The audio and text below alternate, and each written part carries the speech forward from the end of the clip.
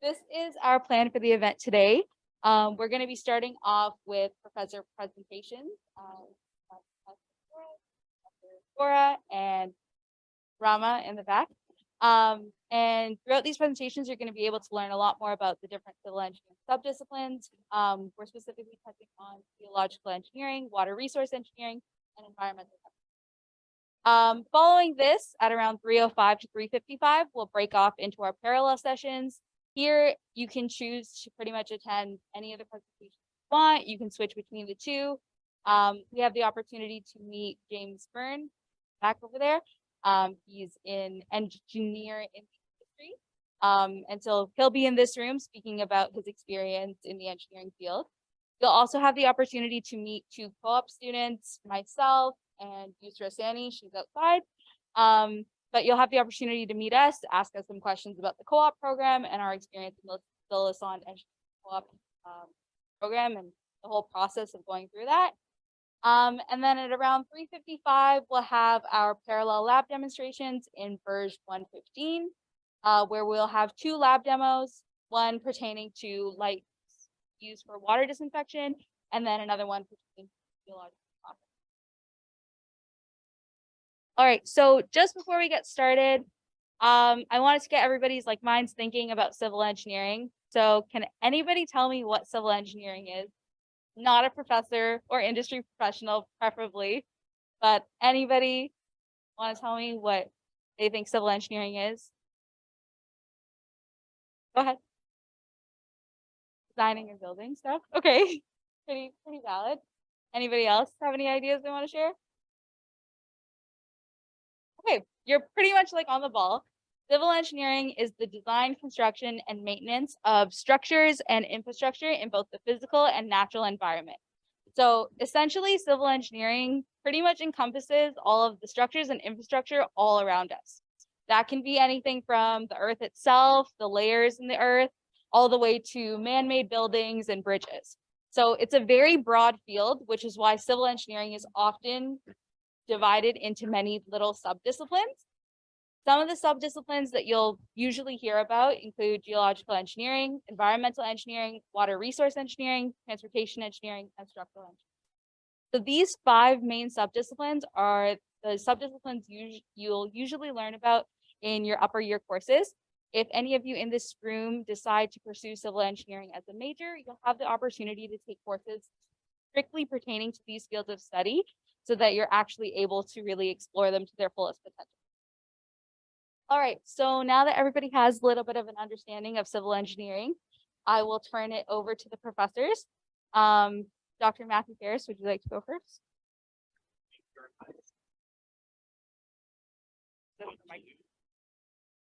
All right, so get mic'd up. Hopefully you can hear me okay. Whoops. All right. So I'm Matthew Para. I'm a geological geotechnical engineer by training, and I'm also the undergraduate program director of civil engineering. So if you have any questions at all, do reach out and send me an email. My email address is at the end of the presentation, so you can take it down, or you can come by the 3rd floor of the Bergeron, and the lovely ladies at the entrance there will direct you to my office, which is just down the hall from the main entrance of the civil area. All right, so welcome to Declaration Day and welcome to civil engineering. We've already had a nice introduction to civil engineering. Whoops, that got shifted a little bit. That's okay. So I'm going to talk a little bit about myself and then the department and the program in a little more detail, a little bit about my research, and then some time for questions at the end. So I started off studying geological engineering at Queen's University. Don't hate me for that. And actually, I went into general first year, much like yourselves. And I got a job after first year at a quarry in my hometown. My best friend, his older brother worked there, and he just kind of got me a job, and it was the best paying job in the neighborhood. And that's really the only reason I took on the job. But actually, it transformed my life actually, and got me onto the area of geological engineering, which is very closely related to civil engineering.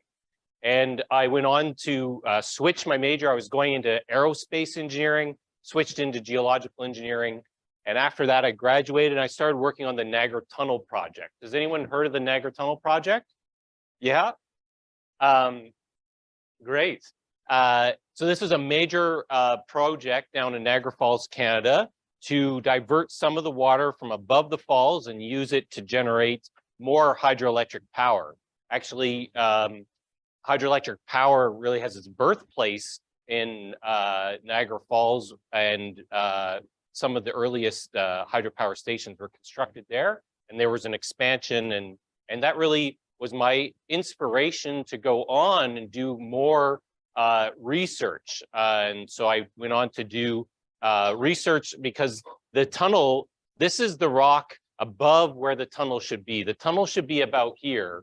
And we had, in this picture, it's almost 4 meters of overbreak, rock falling down that wasn't designed to, we didn't want that to happen.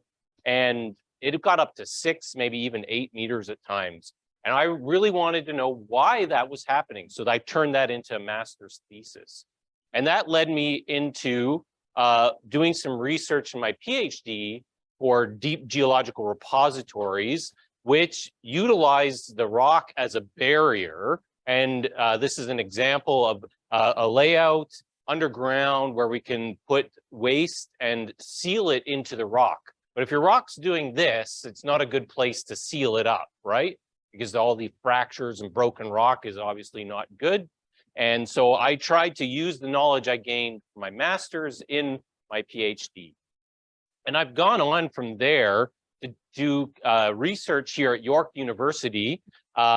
Underground, I'm looking at a lot of instrumentation data. So this is a collapse above my head that happened. Actually, this is a tomb in Egypt in the Kings Valley area. And we're measuring the deformation of this area that's collapsed and seeing if there's actually any changes currently happening, because the archaeologists, they want to open up this tomb for tourism.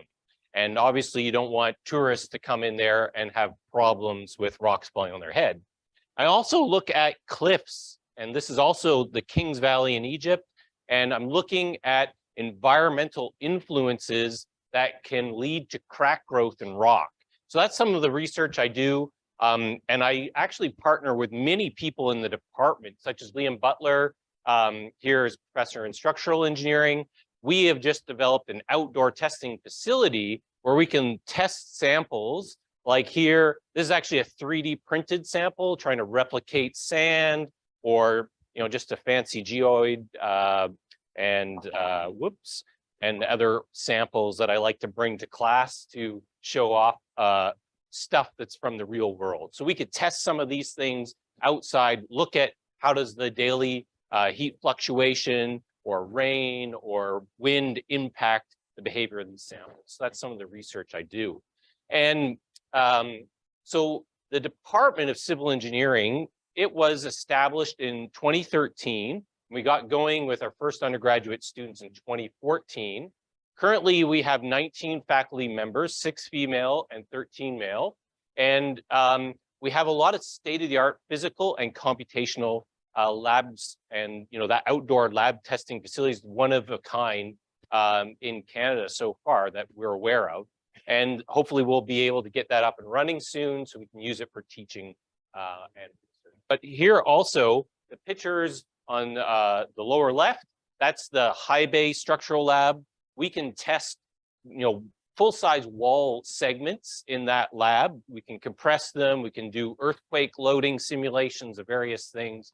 And then this is an example of taking climatic influences such as rainfall and seeing how that impacts the infiltration into various substrates, such as this earth embankment illustrated here for the rail line. And then the moisture that actually enters the soil changes the properties, and you can have shrinking or swelling of the rock and soil depending on material. So we can model these things and this kind of behavior. You can also model the structural wall behavior as well. And these are things that you'll actually touch on in our undergraduate program, both physical testing and numerical modeling.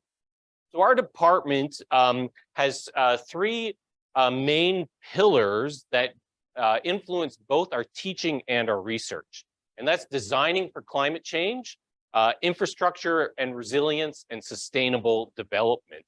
And those pillars rest upon a foundation of those five sub-disciplines of civil engineering that make a strong foundation, and pun was intended there, for our program, our undergraduate program. And so these areas are structural engineering, geotechnical or geological engineering, hydrotechnical engineering, and transportation engineering, as well as environmental engineering. And in no particular order, you've probably heard of structural engineering. You've probably, half of the room or more is probably here because they want to design bridges and buildings. You want to raise your hand if you're interested in designing bridges and buildings? All right, sort of, maybe, hard to say. All right, but a lot of the things that we also teach you go much beyond just, bridges and buildings, right? In environmental engineering, we are looking at getting clean water, okay? We're gonna need to clean up municipal wastewater, but there's also a lot of other aspects of environmental engineering that you'll hear about in a few minutes on the next two talks. Geotechnical or geological engineering, that's dealing with, natural materials, earth, soil, and rock, right? And building on them or in them or with them, right? And structural engineering, often we want to design these beautiful structures, these interesting structures, but there's a lot more that goes into structural engineering. We have to, study the materials that are being used, right? And we have to touch on sustainability. We need to study and research new materials, emerging materials, to meet the demands of society and industry to build such advanced structures. And in hydrotechnical engineering, or also water resource engineering, there are many aspects. This is dealing with the flow of water, structures that interact with the flowing water, but also researchers in our department are looking at the flow of microplastics in our water. So they're going and doing multidisciplinary research. And finally, transportation engineering. This is more than just building roads or bridges, okay? We have some experts in our department. They study the flow of traffic, okay? They study the flow of transportation and goods. And they actually have quite advanced software to look at that flow of people, of products. And even during the pandemic, they actually wrote a nice little paper about social distancing. They were able to actually simulate social distancing in their software and look at different methods to encourage the population to social distance, and they could actually simulate that. So there's a lot of physical lab testing that goes on in all of these areas, as well as numerical modeling. Wrap it up. Okay.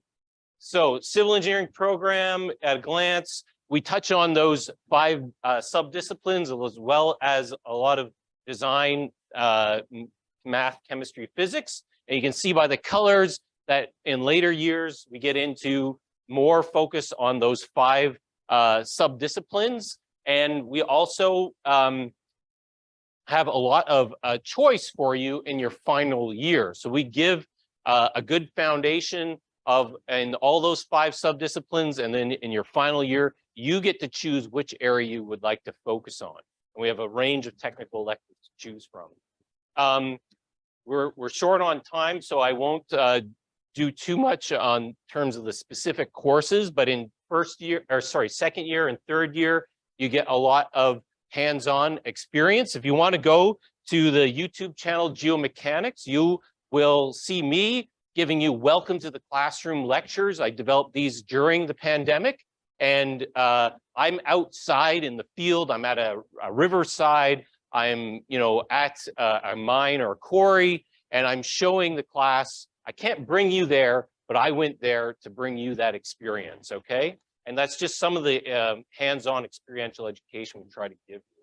And in fourth year, again, you have a lot of choice, these technical electives to choose from, complementary electives, building up to your capstone design project, which is the 2-term project. And this is one example of a multidisciplinary project. This is the Portlands area, downtown Toronto. And there's so much civil engineering. They're revitalizing this area, changing the flow of the water course, try to renaturalize it to make it more natural.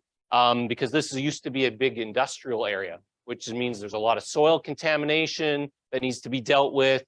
They want to build up this parkland, so we need to get public transit there. We need to do the bridges and so on.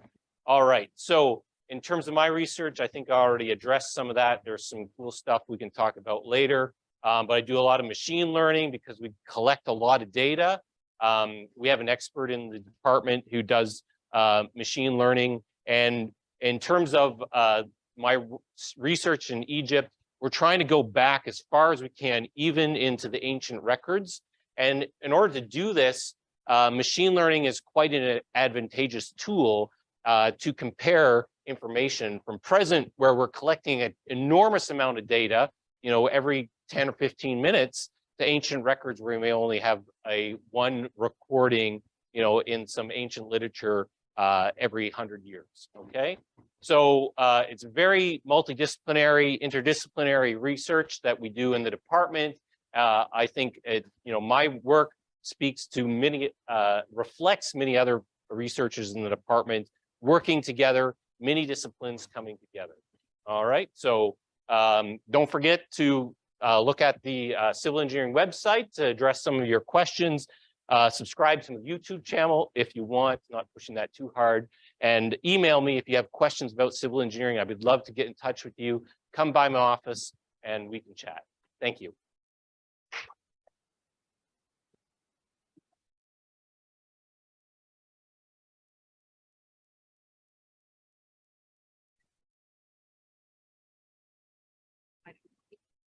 I'll do my best. Okay. Like nothing's ever designed for my kind of clothing.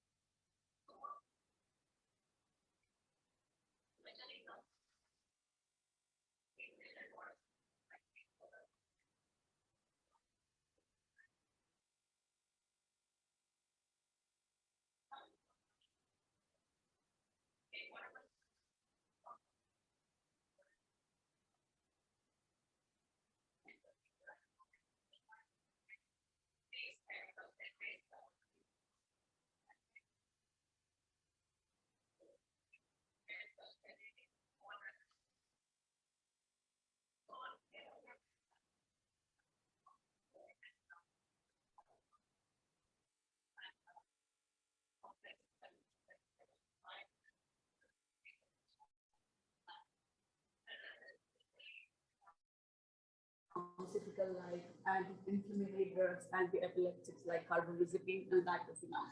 So we're trying to measure all these different diverse chemicals in water sources. What are the levels?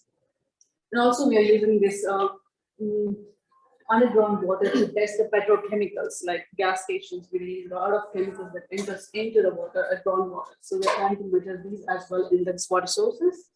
And the cool part that we are currently working with microplastics, we are trying to develop the efficient methods to measure these microplastics in water sources. And these are those successful projects. We developed some treatment technologies so far. We are trying to develop membrane systems. Membrane systems are usually remove absorption process to remove these chemicals, but we are trying to impregnate these membrane systems with biochar and enzymes so that we can absorb at the same time, we degrade these contaminants at the same time. So there are like two nanosystems and microsystems using biochar that developed at lab scale column levels to focus only on emerging contaminants like pharmaceuticals. So we are trying to explore these other chemicals as well. So this is another bioremediation. We are trying to use enzymes instead of like chemicals. We're trying to use enzymes to degrade this contaminants, the harmful chemicals in different sources. Like we try to produce the enzymes, we use the crude enzymes so that it makes less cost, and use this crude enzymes to degrade this unconventional oils or petrochemicals in water sources or soil as well. So far we are working on different sources like wastewater, surface water, as well as petrochemicals in ocean as well, and landfill leachates. This is journey we start. Our group started working on this since 2010, and we are focused mostly on pharmaceuticals. And right now we are a little bit diverse to get in touch with other chemicals like perfluorocompounds and petrochemicals. And right now we are working on microplastics as well. So here's one more my colleague who's postdoc, who's leading the biotechnology side. Unfortunately, he's not here to present this, but I'll go through on this. Can we skip this maybe? It's just for the time. Oh, okay. Yeah. So this is like we use feedstock to the user source for developing some enzymes to make it like a value-added products so it have application in the real time, like plants, biohydrogen, or maybe lipids to come into circular economy. That's it. If you have any question, please email to this email. Glad to answer that. Thank you. Thank you so much. So just before we get into our meet and engineer presentation and our co-op panel, I was just going to do a quick raffle for one of the plaques. So I'll just do it like this because I don't want to have to use the other computer to do it. Ethan, you'll be my witness. Okay, there we go.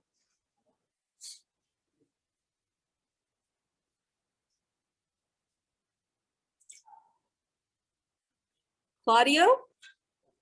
Claudio? Anybody? Here we go.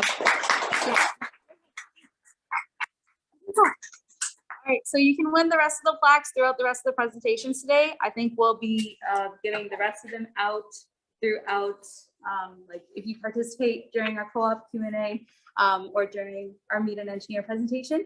And then with the gift cards, we'll be doing the raffle at the end of our presentation and we'll be contacting you after the event is over. So without further ado, James, feel free to start your Meet an Engineer presentation. And here we are. And anybody who would like to join the co-op Q&A, you can follow me and Yusra. We'll be heading up to the sandbox. Thank you.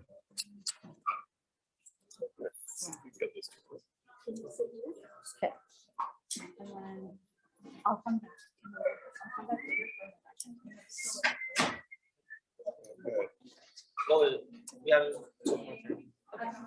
So I will come back. That's Yeah, sure I can.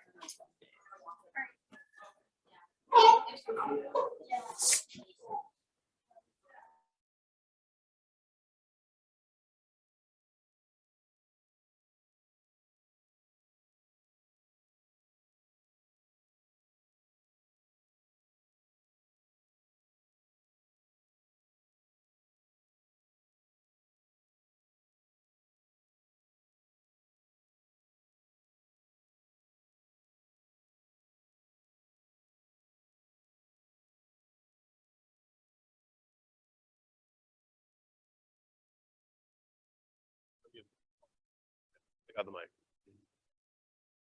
Hopefully they hear me. Oh, yell. Yell. Oh, yeah. Nowhere, whatever.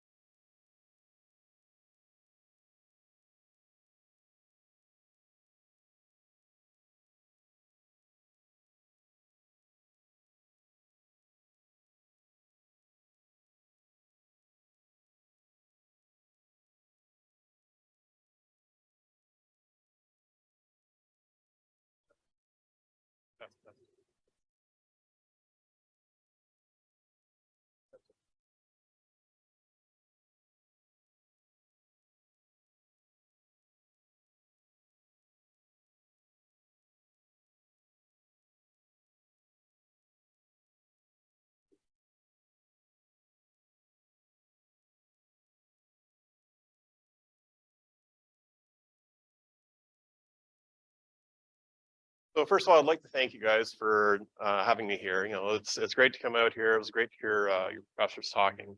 I'm actually going to be talking about some very similar things. So I'm actually going to go off my regular script a little bit. So we'll talk a little bit more about some of the stuff that I've done and the stuff I'm doing currently. So first, my name is James Byrne. So I'm the GIS lead, and I'm also a partner at GM Blue Plant Engineering. So I do have 24 years experience. So I've been in the field for a while. I have worked both in public and private. So I've actually worked for the city of Niagara Falls, worked for the region of Niagara, I've worked for the city. As well as on the private side where I worked for other consulting engineering. And basically I've essentially been a client as well as a consultant. I've also done field work. So I've done plenty of work in the field. Lots of people used to say like, oh, it's great. You get to work outside all day, you know, it must be wonderful and stuff. And yeah, but also on days like today where, you know, it's kind of freezing sun, I still have to work outside. So it's like, oh, okay, there's a bit of a trade-off here. But no, so I've done a lot of field work. I've also done a lot of work back in the office, you know, on the analytical side. That's generally speaking what I do now most of the time. So I send other people out in the field. I do make it a point to stay up to date on a lot of GIS. We'll be talking about GIS and data management, stuff like that today. And all the technology trends. And we'll be talking about this in context of what your professors are talking about as well. So it was very interesting to hear them chatting, because just to go a little bit into my background, I did actually start in geotechnical engineering. I used to do boreholes and soil samples. One of the largest projects I worked on was actually how many people are familiar with Hamilton? Show of hands, few people. The Link 403 interchange. So I was one of the leads on that when they were actually doing that. So I actually pulled out a lot of core samples, core samplings. I've done a lot of environmental work as well. So if you have questions about how some of the environmental stuff works, I can certainly help that. But no, so information management, best practices, trends, technology trends, that kind of thing. Evolving data collection methodologies. So there's lots of different ways to collect data. Data is becoming king these days of everything. So we will talk about that in a little bit. Various applications and languages that I know as well. So, and then also technological integration methods. So a lot of the stuff that you're going to see, and I'm going to be showing you two things. One package is not going to do it. And if you try to do everything just on using one package, you're probably going to run into some problems. Knowing how to make packages talk back and forth with each other is a very good thing. I am very passionate about this. I really enjoy data. I enjoy the problems. I enjoy the challenges that come with it. So has everyone taken like the legislation and ethics yet? Not yet. Okay, you guys haven't taken legislation and ethics yet. You will. So I'm going to make one minor correction. I am not an engineer. I am a licensed engineering technologist. What that means is I have what's known as a limited license with the PEO. So where an engineer should only practice in areas for which they're competent, I may only practice in areas for which I'm competent. So I actually have a set little box of what I'm allowed to do engineering in. And yes, I do have a seal, so I can still stamp stuff as long as I'm practicing within that area of expertise. So I'm also a CET with OSET. I'm also a member with the Institute of Engineering Technology in the UK. And then you can see I've also got some certifications in GIS. So geomatics management, GIS, GIS professional. I do environmental work as well, though. So I do have my environmental professional certification as well. And I'm also certified with NASCO. So NASCO is specifically detailed with sanitary systems, sanitary sewers, that kind of thing. As was discussed before, there are a lot of opportunities for yourselves and others to volunteer. So I do actually do a lot of volunteer work as well. So I'm actually director at large with East Basin ERISA. Currently Secretary Treasurer with the Association of Consulting Engineers of Canada. I chair some of the committees for NASCO, and I also chair a committee with the Canadian Institute of Geomatics. And I'm stepping down this year, the Ontario Public Works Showcase, Technology Showcase. So if you do have any questions about this kind of stuff, anything about volunteering, there are tons of opportunities. A lot of these organizations, they're always looking for people to volunteer. It's a great way to get your name out there. A great way to meet people that you'll want to get to know and work with. So a little bit about GM Blue Plan. So this is the company that, like I say, I'm a partner and I work with. So it is all employee owned. We do have 7 offices around Southern Ontario. So this is where most of our work is done in Southern Ontario. We do actually do some work though in the States. We do some work abroad. We also do some work in Halifax, Nova Scotia. We do some work in British Columbia and Alberta. Somehow we skipped over Saskatchewan. We have about 240 staff, give or take. So we're all professionals in one capacity or another. And we offer what's called a full engineering life cycle consultant. So what that means is that everything from conceptual to, I think I want to build a thing. We help people with that. Once they've determined that, yes, this is the thing I'm going to build, we help them with where it's going to be, how it's going to be hooked up, how is it going to be designed, how is it going to be hooked into the existing infrastructure that's in the area, all the way to, okay, now let's actually build it. So we actually work with clients on that. We also work with them in terms of full life cycle accounting. So as I'm sure we're all aware, how many people have a car? Really? Okay, interesting. I thought there'd be more. Honestly, I thought there'd be more. But no, so you buy your car for, I don't know, let's say $20,000. Obviously, that is not the cost of the car over its life cycle. The car costs, $20,000 to buy it. It costs another bunch of money to maintain it. It costs more money for your oil changes, your gas, all that. So we do help clients understand that when they actually have an asset, they get an asset in place, there is a cost associated with maintaining that asset over time. So we do actually have a dedicated team of 12 GIS and data management staff. And we are, of course, backed up by all the industry experts for a lot of the data collection as well as a lot of the engineering. So one question, we asked a little bit about this, what is civil engineering? So I'm going to go, who can I pick on? Who answered the first question? Cool, we'll pick on you again. In a broader sense, what would you say engineering is? Not bad. What if I went a little bit broader and said that it's to protect the public? Oh, that was good. Should have been private public interest. But to protect the public interest. So there's a lot of things that go on. A lot of it is engineered. And one of the roles of an engineer is to make sure that the public is protected. Another thing, again, this is very broad, problem solving. That is I'm going to say, in my opinion, that is the heart of what engineers do. They problem solve. People come to engineers with a problem. Why did they come to you? Because they feel that you can solve their problem. It's also innovation. So obviously we all figure out how to solve various problems, but being able to innovate and say, you know what, there is a better way. I've done this testing, I've done this research. Why don't we solve this problem in this manner instead? It's better for the environment, it's more economical. So in general, like I say, that's my idea of what engineering is from a very general, very broad. Now, when we look at data engineering, so first of all, there's data and information. We'll talk about, there is a difference between the two of them. We will talk about that. Another part is analytical modeling. So you have your data, you have your information. What are you going to do with it? Well, then you got your analytical modeling. So this is stuff that, again, your professors were talking about, where you're going to take that information, you're going to actually tell the computer to do some stuff with it because you want to test it out. You want to see, what'll happen if we do this, what if scenarios, things like that. Then of course there's application development. So I go through this, I've got information, I've got it modeled a certain way, and now I actually want to apply it. So, okay, how am I going to apply it? How am I going to get that out there and help other people, help other engineers, help the public understand and use this information? So when you bring these two things together, generally speaking, it's all about putting the right information in front of the right people at the right time. That is the overall goal. That's my overarching goal for what I'm trying to do. Whoever that person is, I need to make sure that the information is in a manner that they can understand. I have a friend who's a nurse, for example, and she tells me blood pressure stuff like, oh, it's 80/20. I have no idea what that means. So that is not good information for me to know. I don't know, the person could be dying, they could be healthy, I have no clue. She totally understands what that means. So providing that information to her at the right time can help her understand what's going on with the patient. Any questions about any of this so far? No? So when it comes to data management, I did not come up with this. I just put two things together. I'm sure we've all heard this before, knowledge is power. This is very true. Like if you actually know what's going on with a system, if you have all the information, then you can start manipulating that. You can start understanding how to actually work with that information. So the appropriate management of data leads to information, and that's the difference between data and information. Data is very raw. So there's lots of information that comes in. I used to get information from automatic vehicle locators. So these are the GPSs. So this is like GPS in your phone that people would have in their vehicles. So I used to receive all that data, and it is just data. It says I'm vehicle number 1, 2, 3, and here's my lat long and elevation. Generally speaking, we also had here's my speed. And that would actually ping out every 5 seconds. So every 5 seconds, as you can imagine, when I had a fleet, I was looking after a fleet of 26 vehicles. 26 vehicles every 5 seconds, pinging out, that is raw data. That means nothing to anyone.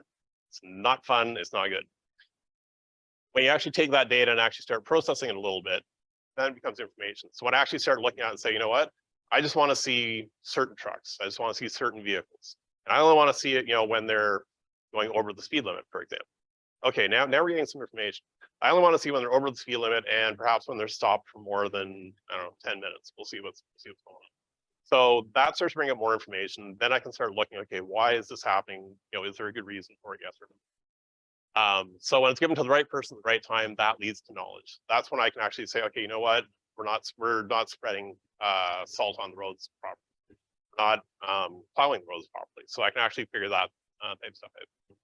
So this in turn leads to decisive and defensible action. So everything has to be somewhere. That's the other little thing. So there's lots of data, lots of information. All GIS does is it brings in that locational component into things as well.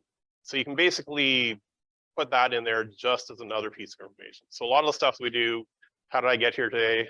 Like most people probably called up Google and said, hey, Google, I live here. How do I get there? It figured out what's the best route, because it knows all the routes, it knows all the traffic, it's receiving all the data, it's processing it into knowledge. So everything must be somewhere. There's a lot of information that come out with the spatial component. So a few things for consideration though, when you are working with information. Hard drive space has become very cheap, but storage of data should remain independent of the input and output. So obviously, if I store stuff on this computer, that does you no good. So I should make sure that, well, if you need to access it, it's stored somewhere appropriate that you can actually access it as required. Analysis should be prepped and conducted via query sets. So for example, a lot of that information that comes in, I don't go and change that information. That would be a bad thing, because now I'm actually manipulating the data as it came in, and I can't go backwards that way. It can also be a bit of a legal thing. Some people can say, well, what did you receive? And if I can't show what I received, then that's a problem. So what I do is I build query sets. I actually just ask the computer, you know what, leave the data as it is. Please run this query or this analysis on. Even if that means duplicating the data, I mean, sometimes that happens as well. Sometimes it's appropriate. Output should remain independent of both of these. So like I say, if I need you to be able to see it, I should make sure that these two things are actually happening somewhere that works out and is independent. Appropriate documentation is a must. Yeah, I'm going to say documentation. Generally speaking, nobody likes doing it. I don't like doing it. My staff don't like doing it. Nobody likes doing it. However, it is very, very important. Generally speaking, we have a particular rule. It's a 5-year rule, where pretend someone who was not involved in this project is going to be looking at this stuff 5 years from now. Will they have enough information to figure out what was going on? One of the main reasons why we use that is because usually about 2 or 3 years from the project, I'm looking back at my own work, and it's really helpful for me to be able to understand what it was that I was doing. I've had a couple of funny times where I'm actually looking at something going, hey, I don't know what's going on, but wow, this looks really good. And it's actually done pretty well, and I'm pretty impressed. Hey, I figured everything out. This is awesome. Oh, hey, I'm the guy who actually made it in the first place. So it's okay, I need to improve my documentation a little bit better. And like I said, we've already talked about data versus information. So data management toolbox, like I say, some people like to just have one tool. That they feel the need to just do this thing in one tool. They're just going to use CAD. They feel they have to use AutoCAD. That's what they're going to use, or they're just going to use ArcGIS, and that's what they're going to use. I say that that's a bit of an error, because number one, one tool is not always the best tool, and as you can see, sometimes it's very much. So it's very good to have a toolbox. It's very good to know that, okay, you know what, here's a variety of tools I can use. Different things, I can move things back and forth, move things around. Usually that way you can actually find and make sure that you have the best tool for the job that you're trying to do. Often I save a lot of time, because believe it or not, it's actually easier for me to take something out of tool A, bring it over into tool B, do my work, and bring it back into tool A than it is to try and actually do everything in tool A. But why stop there? Should always be willing to look at all the tools that are available. If someone comes up and says, hey, I've got this other wonderful widget that might be able to help you, check it out, look at it, see if it works for you. Will it work in your workflow? This happened to me recently. We've been using an application called Survey123 for the longest time to do field inspections, field reports. Someone came to me and said, you know what, there's this other one, it's a bit of an unknown. It's out of the UK. Said, you know what, we'll give it a shot. We'll try it out. Best thing ever. Workflow, much smoother, works much better. We're totally happy. It's also cheaper, which is also a nice thing. So generally speaking, in a lot of your courses, you're going to learn a lot about, I'm going to call it the mainstream applications. So the AutoCAD, Microsoft Office, Esri, stuff like that. I'm going to talk a little bit about open source. So open source, it's not really talked about a lot. I do encourage you guys all to try it out, look at it, download it, try it. They usually have a very rapid update cycle. So you can actually get some pretty cool things coming out very quickly. It is considered to be more open for collaboration for the most part. And also integration with other open source projects. So a lot of projects use the same libraries, which means that if you have tool A in open source, you can usually talk to tool B in open source. So there's obviously more options and more variety when you're doing this. And you can also get more tailored solutions that actually work much more towards what you're trying to do. There's a small list there of ones that, like I say, that I use a lot. So one of the ones we're going to be talking about primarily is going to be Vue.js. So a little bit about that. I'm not going to go over the whole history.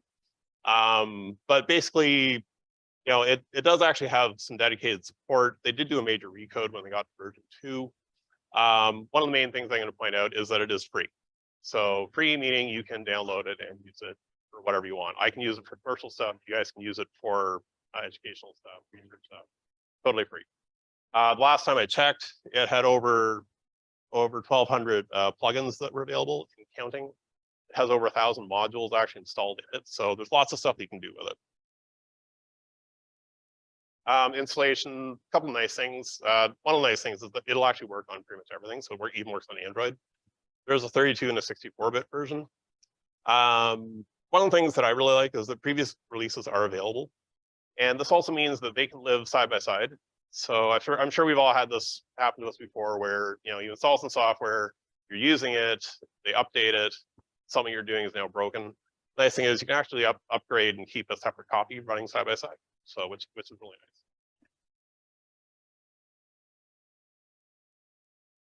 So this is generally speaking what it looks like. So I was able to actually find a little song center. So turning data into information. So the next little bit is just going to be a bunch of case studies. So this is where we've actually used this to actually start building things. So obviously one of the main things you can do with the GIS is you can make maps, so which is cool. One project we did for Ottawa, though, we actually looked at all of their facilities. These are all the city-owned facilities, city-run facilities, what they do. And we looked at a bunch of information about basically how was it doing it, what would happen, what would the risk be if you were to remove that facility. So, and we looked at things like, for example, I used to actually live down here. So if you actually we have an arena down there. If you take that arena out of service, that means that someone has to drive from there all the way into the city to actually go skating, do hockey, whatever. So that's a problem. Obviously, if you take an arena out of service in here, not as big a problem. So we basically went through and started indexing, what's the risk, what's the benefit or detriment to the public with all these facilities and their uses. This is for the city of Brantford. So we actually did a linear assessment. So what this does is basically, we did two things. We looked at all of their main linear infrastructure sets. So road, water, sewer, sand, and storm. We actually graded them all. So how good is it? What's the risk to this piece of infrastructure? And risk is defined basically, what's the chances of something going bad on it, and how bad will that be? So those are essentially what the risk model is.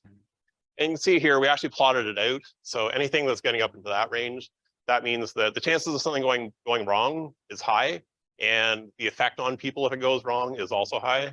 Down here, that's completely the opposite. Chance of something going wrong, very minimal. Even if it does, no one will notice.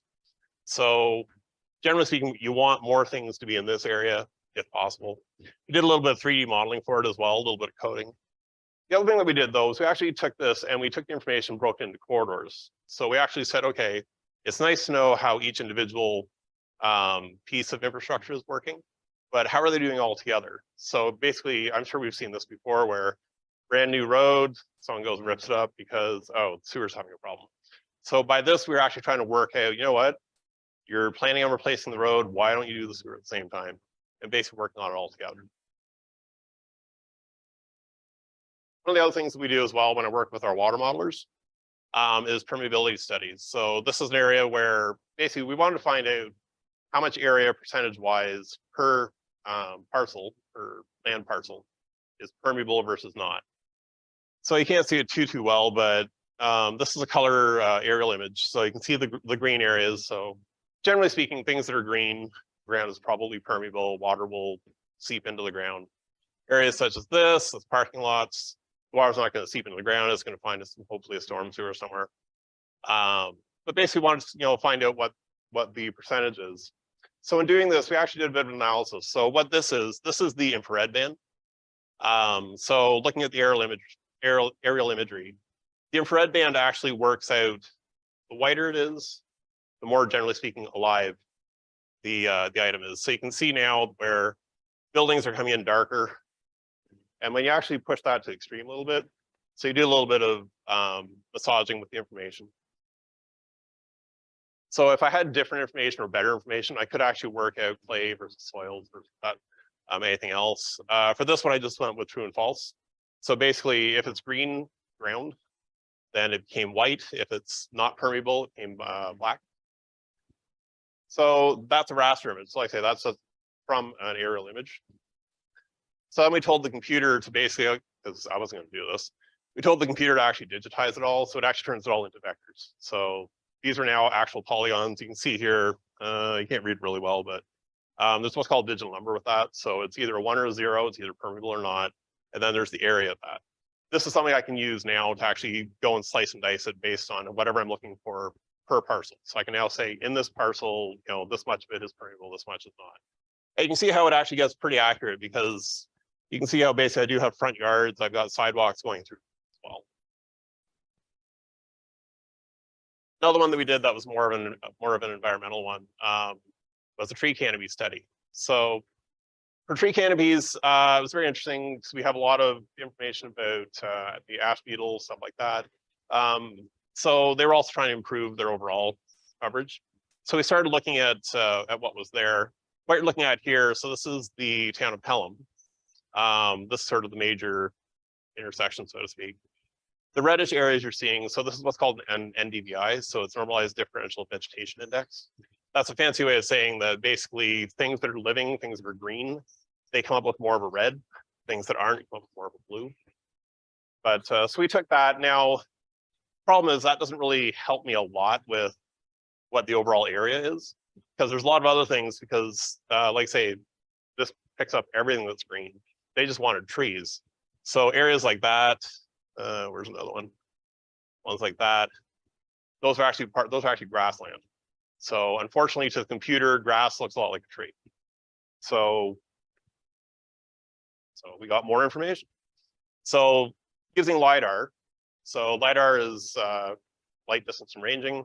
That's basically shooting a laser and actually trying to get a 3D profile of things. This is what's known as a digital train model. So you can see here, this is basically a 3D model. In the software, I can actually manipulate it, look at it, rotate it and everything. But you can see now I've got very much, here's the trees versus my flatlands. Now, talk with the client, we all agreed that we're talking trees of significance. So basically trees that are more than 2 meters tall. So this is the digital surface. So this is without anything on it. When you put them together, what I have left are trees. Everything else has now been basically zeroed out. One of the issues I did come across, which I thought was interesting, I was trying to figure out what the problem was, are these lines that you see that are kind of going across. Any idea what they might be? Yeah, I honestly, at first I thought, is it an anomaly? Sometimes satellites pick up funny things. I don't know. And then it occurred to me, oh, right, hydro lines. So we were able, since hydro lines, those are a known thing, we were able to get those out. And then I was able to, you can also see in here as well that I do still have, obviously, buildings are taller than 2 meters. You can see I do still have building tops. So I was able to isolate those and actually say, okay, so here are now all of the trees. And then I was able to bring that in with the, can't see too much on here, but with the actual building outlines and building footprints. So using this, we were actually able to calculate, here is the actual tree canopy area, in meters squared. So this they can now use when they're applying for grants and everything else. One thing that does still come up every now and then, my boss is really fond of offering this service up, is map books. So I do still have some clients that say, you know what, we're sending staff out in the field. And I say, cool, that's awesome. I can tell them to bring a tablet. I can make a really cool little map for them to use and they can pull up the data and stuff. And then they say, no, they're going out in the field with a clipboard. Oh, okay, fine. So I have to make a map book. And one of the things that they asked was they said, we need a map book made. So, go from page to page. Okay, yeah, I can do that. Then these are actually drainage areas.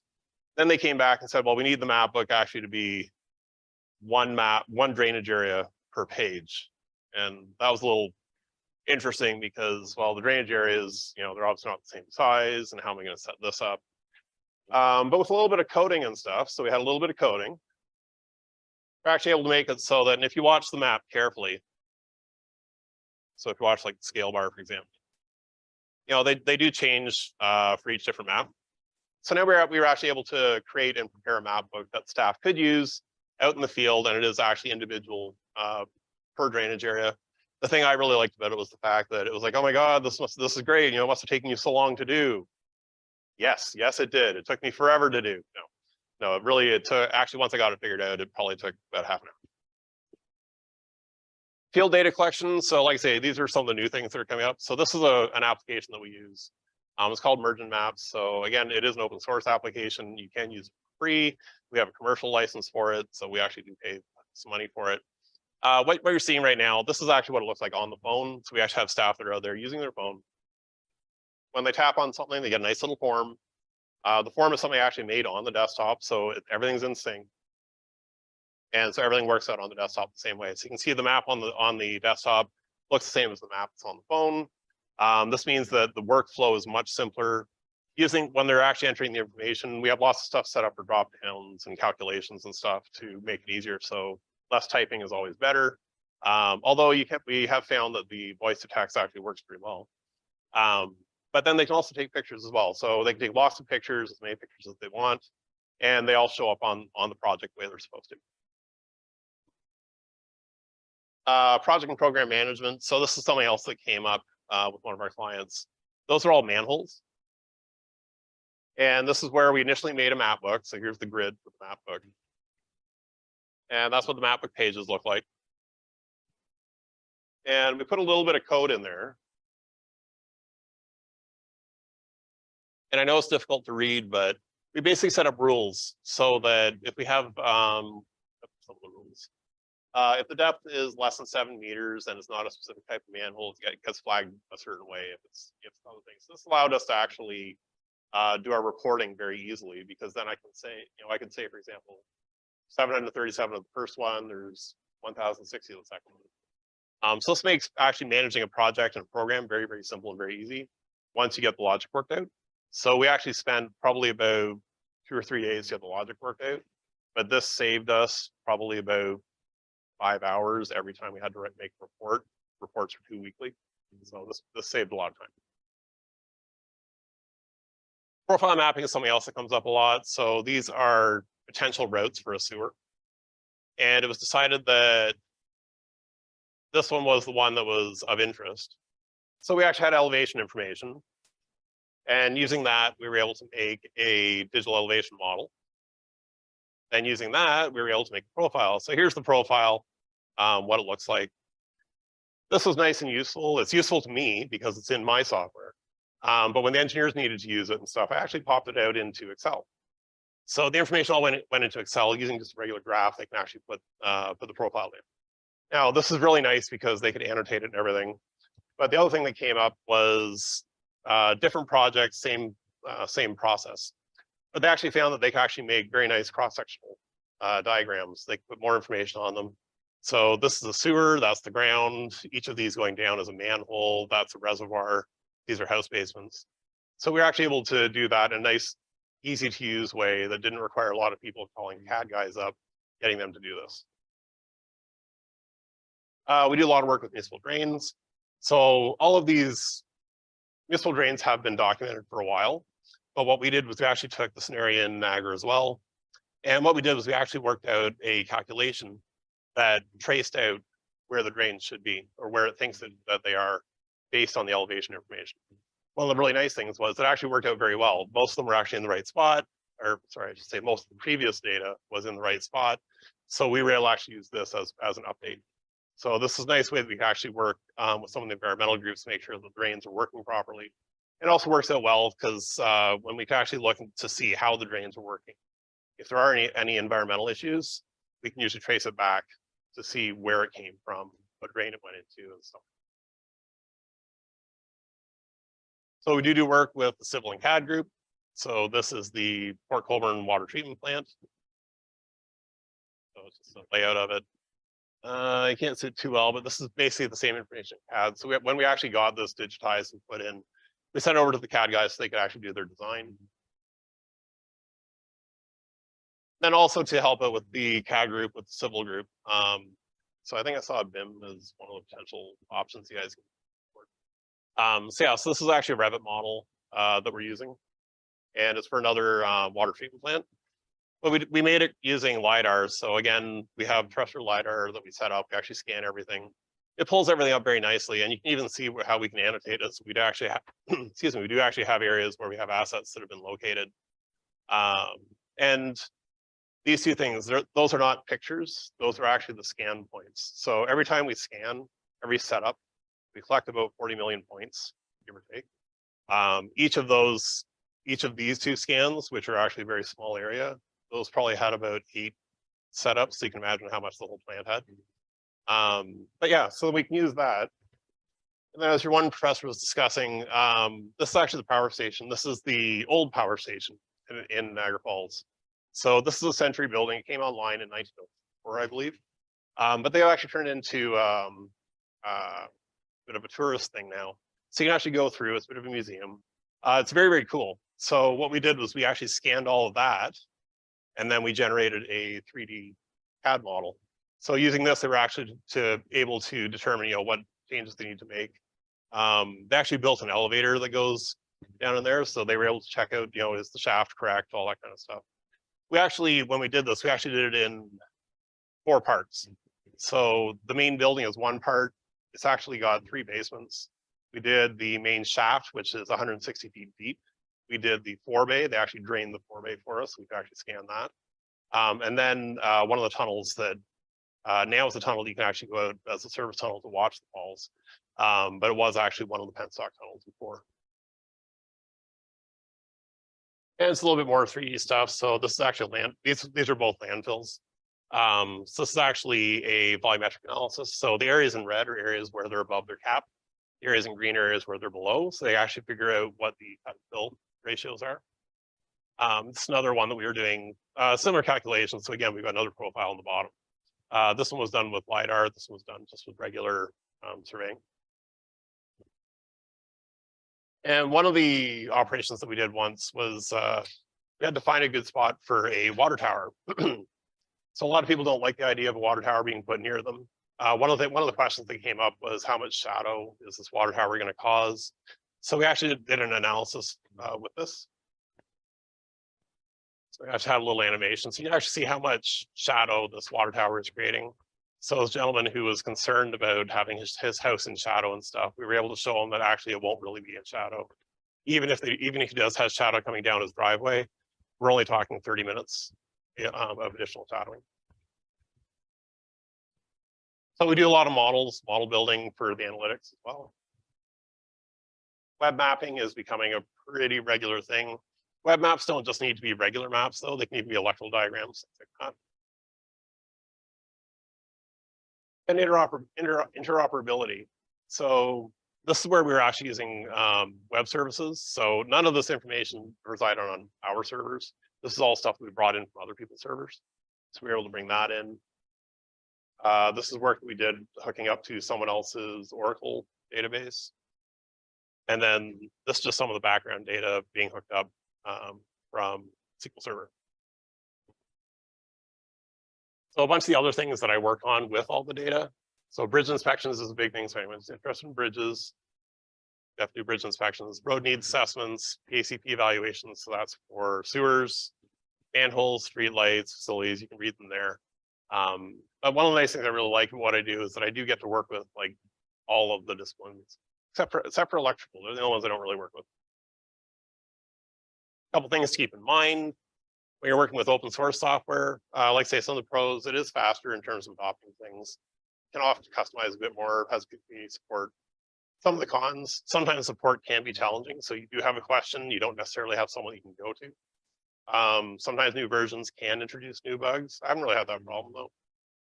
Sometimes it can lead to branching. So sometimes someone will want to take a project and go in a particular direction with it. Totally can. It's open source. One of the fears is that, well, what if they stop building it? Yes, that can be a problem. However, I could look at BlackBerry, who also, no one ever thought they would stop me. So just as a bit of a conclusion, like I say, it is another toolbox. Data is very important. How it works into engineering, civil engineering is very important. Using things like open source alongside other applications and tools, it's a great thing. You can have a lot of fun just experimenting, playing around with things. And it's more important of what you're trying to do and how you're trying to do it. I do get some clients who kind of like, no, we have to use this application to do something. And I kind of ask them, why do you have to use that application? And they never really have a good answer. They like, well, sometimes they want to justify the, excuse me, justify the cost of it, but, and that's it. So, any questions?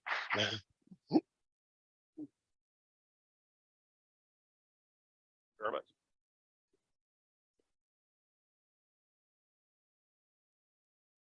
Oh, sorry.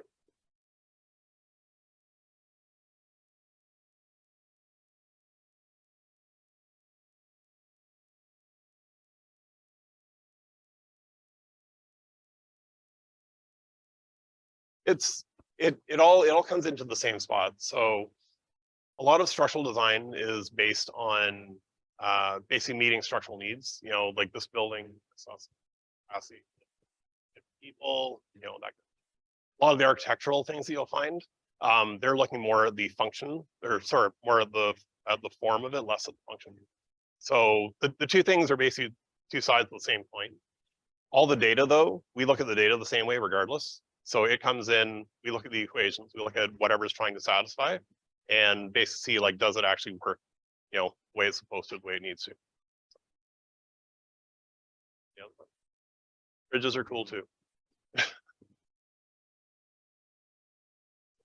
Okay, thank you very much.